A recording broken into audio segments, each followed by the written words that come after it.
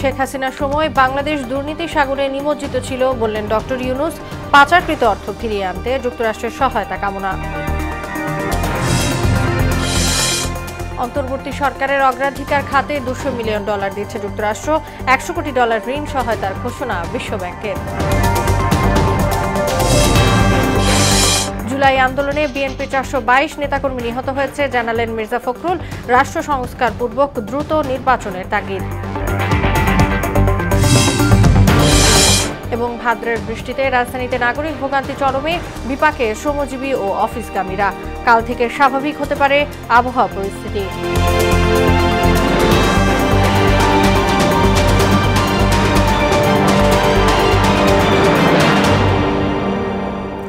আসসালামু আলাইকুম, সবাইকে মোহনা সংবাদে স্বাগত। শুনছিলেন শিরোনাম, সঙ্গে আছি তাসনুবা বিনতে তাহের।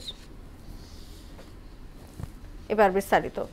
শেখ হাসিনা সরকারের সময় বাংলাদেশ দুর্নীতির সাগরে নিমজ্জিত ছিল বলে জানিয়েছেন অন্তর্বর্তী সরকারের প্রধান উপদেষ্টা ডক্টর মোহাম্মদ ইউনূস।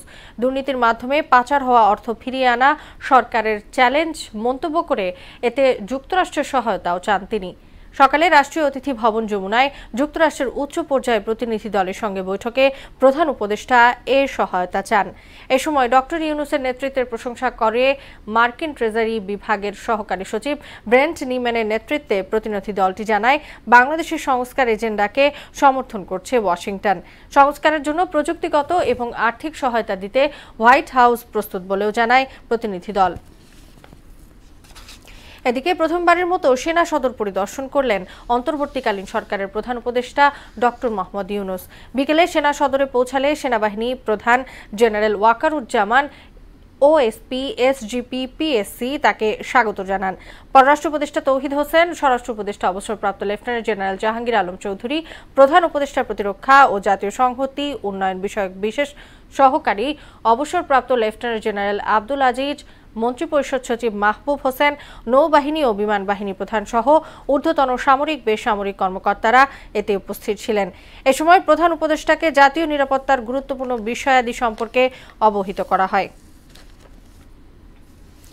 সুশাসন, সামাজিক, অর্থনৈতিক ও স্থিতিশীলতা বজায় রাখতে ঢাকাকে $200 মিলিয়ন অর্থ সহায়তা দেবে ওয়াশিংটন। রাষ্ট্রীয় অতিথি ভবন পদ্মায় অর্থ উপদেষ্টার সাথে বৈঠকে এ আশ্বাস দেন ইএসএআইডির সহকারী প্রশাসক অঞ্জলি কৌর। বিদেশে পাচারকৃত অর্থ ফিরিয়ে আনা সহ কয়েকটি বিষয়েও আলোচনা হয়েছে বৈঠকে। শামীউজ্জামান চৌধুরীর প্রতিবেদন। বাংলাদেশের সঙ্গে দ্বিপক্ষীয় সম্পর্ক এগিয়ে নিতে মার্কিন অর্থ দপ্তরের সহকারী আন্ডার সেক্রেটারি ব্রেন্ট নেইমার ও পররাষ্ট্র দপ্তরের অ্যাসিস্ট্যান্ট সেক্রেটারি ডোনাল্ড লুর নেতৃত্বে ঢাকায় 6 সদস্যের প্রতিনিধি দল। সফরের দ্বিতীয় দিন তারা বৈঠক করেন পররাষ্ট্র উপদেষ্টা তৌহিদ হোসেন এবং অর্থ উপদেষ্টা ডক্টর সালেউদ্দিন আহমেদের সঙ্গে। ইউএসএআইডির উপসহকারী প্রশাসক অঞ্জলি কৌর বলেন, বাংলাদেশের সমৃদ্ধি ও আর্থিক প্রবৃদ্ধির লক্ষ্যে কাজ করবে যুক্তরাষ্ট্র। Finance to commerce to agriculture.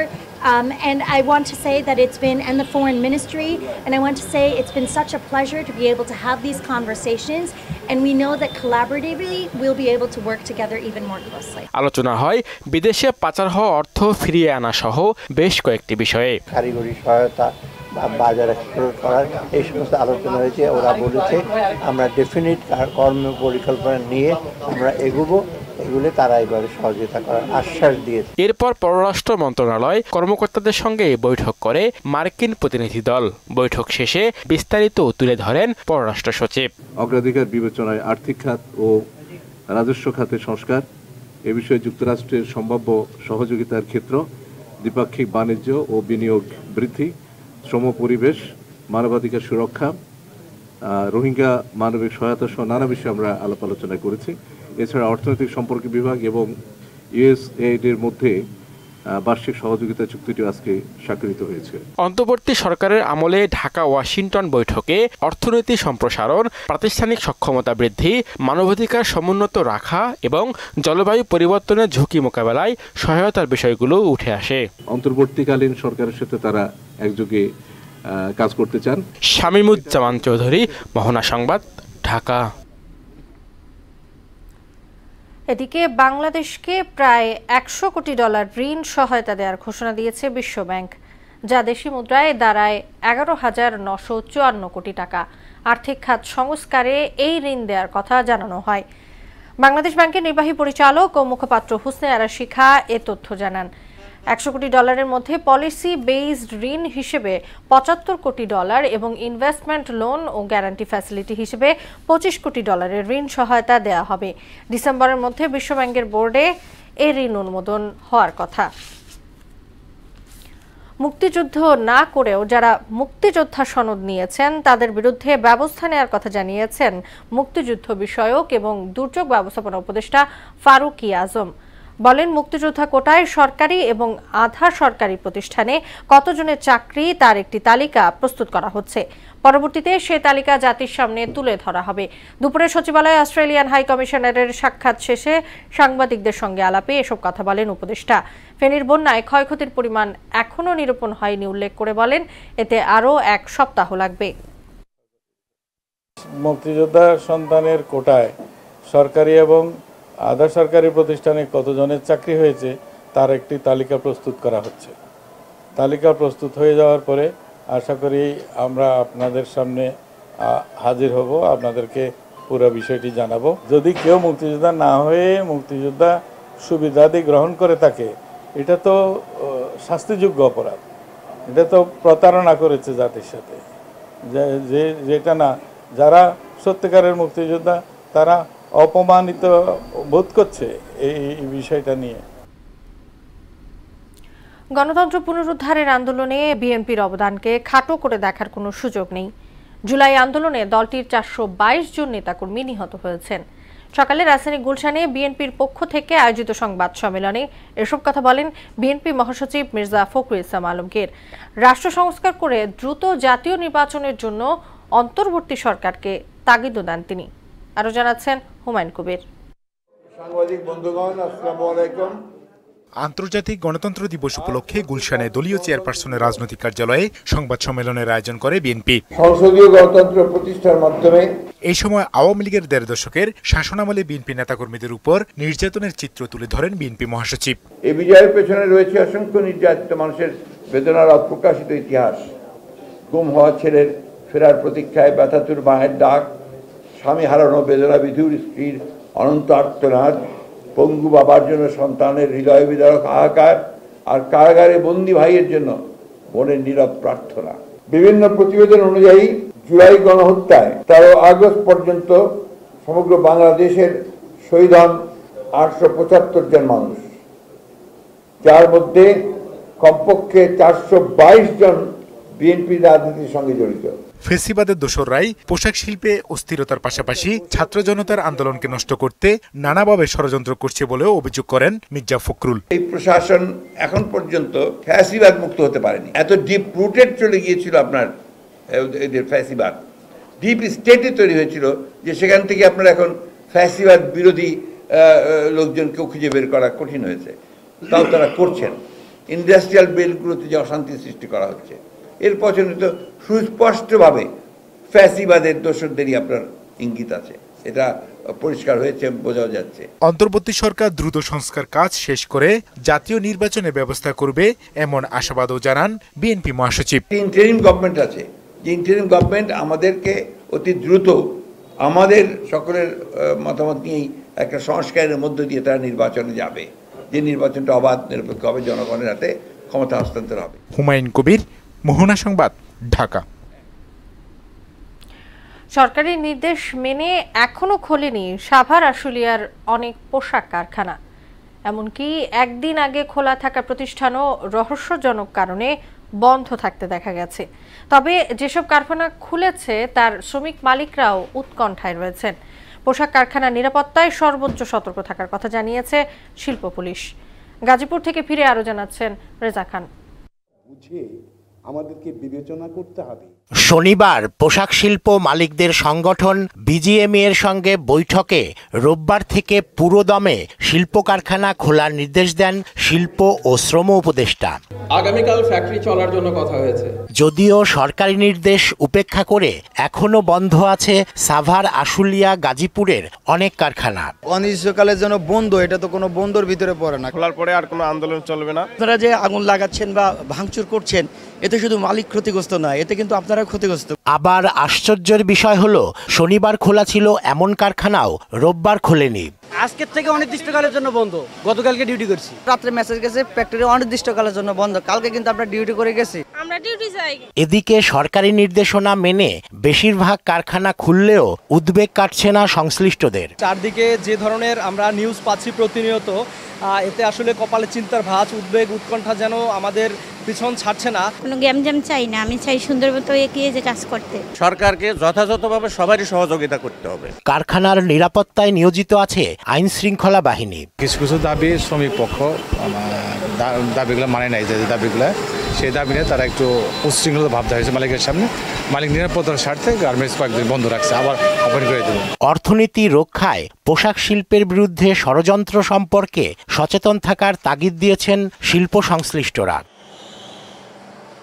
Reza খান, মোহনা সংবাদ, ঢাকা। এদিকে চলমান শ্রমিক অসন্তোষ নিরসনের লক্ষ্যে আশুলিয়ার কয়েকটি পোশাক কারখানা পরিদর্শন করেছে শ্রম সংক্রান্ত অভিযোগ পর্যবেক্ষণ কমিটি। এ সময় দ্রুত উদ্ভূত পরিস্থিতির উন্নতি হবে বলে আশা ব্যক্ত করেন কমিটির নেতৃত্বে থাকা শ্রম ও কর্মসংস্থান মন্ত্রণালয়ের অতিরিক্ত সচিব সবুর হোসেন। ওদিকে রোববার সকাল থেকে কারখানার শ্রমিকরা কর্মস্থলে যোগ দিয়ে উৎপাদন শুরু করে। নাশকতা ও সহিংসতা এড়াতে সতর্ক অবস্থানে রয়েছে আইন শৃঙ্খলা বাহিনী।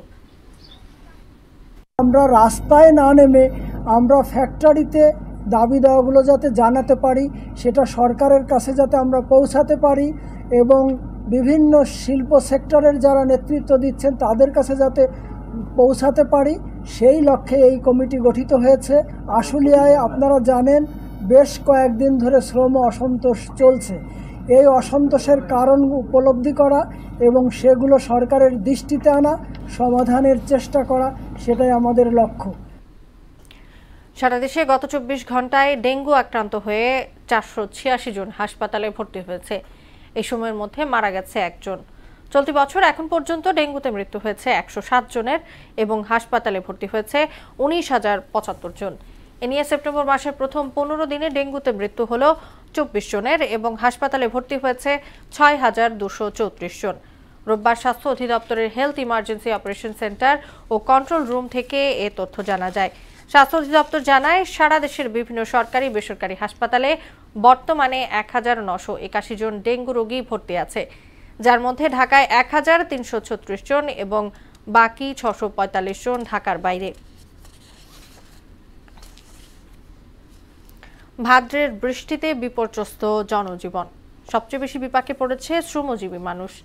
সপ্তাহের প্রথম কর্মদিবসে ভোগান্তির শিকার হয়েছেন অফিসগামী কর্মজীবীরাও।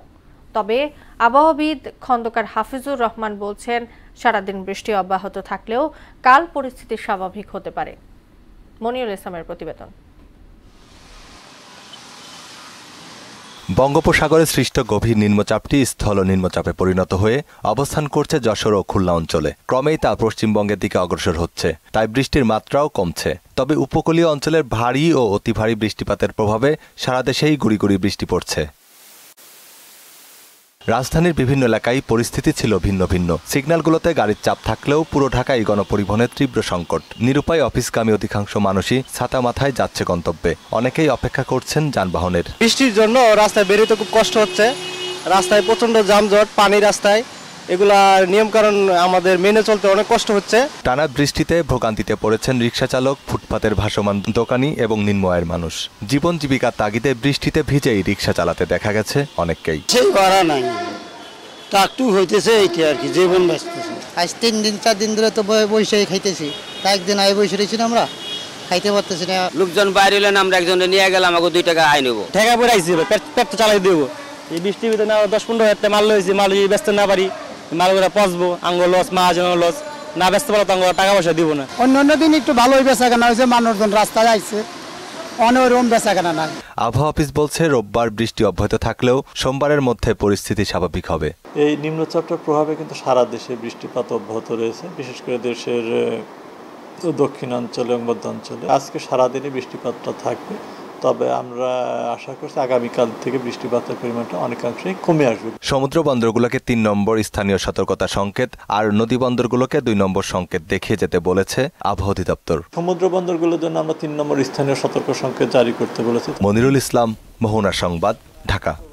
বৈষম্য বিরোধী আন্দোলনের সময় পোশাক শ্রমিক রুবেল হত্যার অভিযোগে সাবেক জনপ্রশাসন মন্ত্রী ফরহাদ হোসেনের 5 দিনের রিমান্ড মঞ্জুর করেছেন আদালত।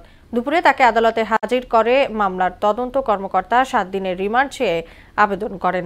শুনানি শেষে ঢাকার অতিরিক্ত chief metropolitan magistrate Mohammad Sanaullah 5 দিনের রিমান্ড মঞ্জুর করেন। এর আগে শনিবার দিবাগত রাতে রাজধানীর স্কাটন এলাকা থেকে ফরহাদ হোসেনকে গ্রেপ্তার করে র্যাব। পরে তাকে আদাবর থানায় হস্তান্তর করা হয়। বিএনপির ভারপ্রাপ্ত চেয়ারম্যান তারেক রহমানের নির্দেশে বৈষম্য বিরোধী ছাত্র আন্দোলনে আহতদের দেখতে নিউরোসায়েন্স হাসপাতাল পরিদর্শন করেছেন বিএনপির স্বাস্থ্য বিষয়ক সম্পাদক ডাক্তার রফিকুল ইসলাম। দুপুরে রাজধানীর আগারগাঁওয়ে হাসপাতালটিতে ভর্তি হওয়া আহতদের চিকিৎসার খোঁজ খবর নেন তিনি। এ সময় আন্দোলনে আহতদের উন্নত চিকিৎসার পাশাপাশি শহীদদের পরিবারকে পুনর্বাসন করা সহ প্রয়োজনীয় ব্যবস্থা নেওয়ার কথাও জানান ডাক্তার রফিকুল ইসলাম। আন্দোলনে আহত হয়ে হাসপাতালে হয়রানির শিকার ব্যক্তিদের অভিযোগের ভিত্তিতে দোষীদের বিরুদ্ধে আইনগত ব্যবস্থা নিতে প্রশাসনকে অবহিত করা হয়েছে বলেও জানান বিএনপির স্বাস্থ্য বিষয়ক সম্পাদক। 6 দিন বন্ধ থাকার পর দিনাজপুরের বড়পুকুরিয়া তাপবিদ্যুৎ কেন্দ্রের 3য় ইউনিটের উৎপাদন শুরু হয়েছে। আজ দুপুর থেকে এই উৎপাদন কার্যক্রম শুরু হয়। 275 মেগাওয়াট ক্ষমতা সম্পন্ন এই ইউনিট থেকে দৈনিক 200 থেকে 220 মেগাওয়াট বিদ্যুৎ উৎপাদিত হবে। এর আগে 12 সেপ্টেম্বর বিদ্যুৎ কেন্দ্রের 1 নম্বর ইউনিটের উৎপাদন শুরু হয়। বর্তমানে গড়ে 2 ইউনিট থেকে 285 মেগাওয়াট বিদ্যুৎ জাতীয় গ্রিডে যোগ হচ্ছে। এতে দেশের উত্তরাঞ্চলে লোডশেডিং অনেকাংশে কমে আসবে বলে জানান কর্তৃপক্ষ। এদিকে দেশ ছাড়ার আগে নিজেদের লক্ষ্য এবং পরিকল্পনা নিয়ে কথা বলেন টাইগার অধিনায়ক নাজমুল হোসেন শান্ত। বিমানবন্দরে এক সংবাদ সম্মেলনে তিনি জানান, পাকিস্তান সিরিজের আত্মবিশ্বাস ভারতের বিপক্ষে বাড়তি অনুপ্রেরণা যোগাবে। রাজু আলাউদ্দিনের রিপোর্ট। দীর্ঘ 1 মাসের সফরে ভারতের উদ্দেশ্যে দেশ ছেড়েছে বাংলাদেশ ক্রিকেট দল। সফরে 2টি টেস্ট এবং 3টি টি-20 ম্যাচ খেলবে বাংলাদেশ। ঢাকা ছাড়ার আগে বিমানবন্দরে সংবাদ সম্মেলন করেন টাইগার অধিনায়ক নাজমুল হোসেন শান্ত। জানান, ভারত সফর নিয়ে নিজেদের পরিকল্পনা। র্যাঙ্কিংও দেখেন ওরা অনেক এগিয়ে আছে আমাদের থেকে, বাট রিসেন্টলি আমরা ভালো একটা সিরিজ পার করে এসেছি। আমাদের জন্য সবথেকে ইম্পর্টেন্ট যে আমরা 5 দিন কিভাবে ভালো ক্রিকেট খেলতে পারি, কারণ রেজাল্টটা হয়তো 5 দিন পরে লাস্ট সেশনে যাই হয়। প্রত্যেকটা ম্যাচই আমরা জেতার জন্য খেলবো এবং এটা একটা অপরচুনিটি যে সুযোগ থাকবে জেতার। টেস্ট স্ট্যাটাস পাওয়ার 24 বছরে ভারতের বিপক্ষে কোনো টেস্ট ম্যাচ জিততে পারেনি বাংলাদেশ। টি-20 পরিসংখ্যানও তেমন ভালো না, তবে এবার ভালো খেলার প্রত্যাশার কথা জানান টাইগার কাপ্তান। 2টা ম্যাচই জেতার জন্য খেলবো এবং জেতার জন্য যে জিনিসগুলো ইম্পর্টেন্ট, প্রসেসটা ইম্পর্টেন্ট। সো আমাদের লক্ষ্য ওটাই থাকবে যে আমাদের কাজটা আমরা ঠিক মতো করতে পারছি কিনা। সো আমরা যদি আমাদের কাজটা ঠিক মতো করতে পারি অবশ্যই ভালো রেজাল্ট সম্ভব, but it is going to be very challenging.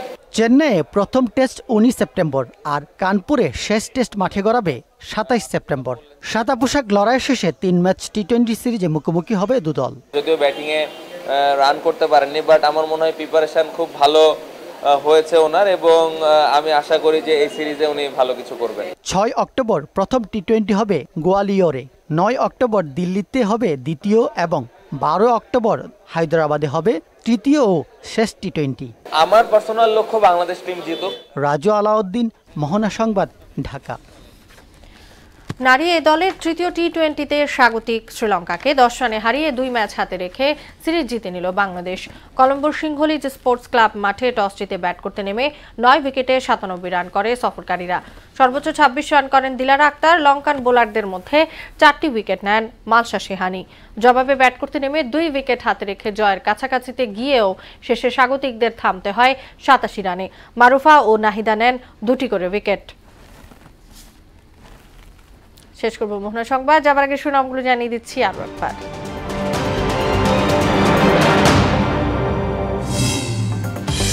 Sheikh হাসিনার সময় বাংলাদেশ দুর্নীতির সাগরে নিমজ্জিত ছিল বললেন ডক্টর ইউনূস। পাচারকৃত অর্থ ফিরিয়ে আনতে যুক্তরাষ্ট্রের সহায়তা কামনা।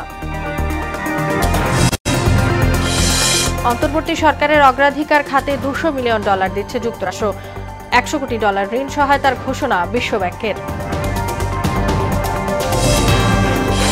জুলাই আন্দোলনে বিএনপির 422 নেতাকর্মী নিহত হয়েছে জানালেন মির্জা ফখরুল। রাষ্ট্র সংস্কার পূর্বক দ্রুত নির্বাচনের তাগিদ।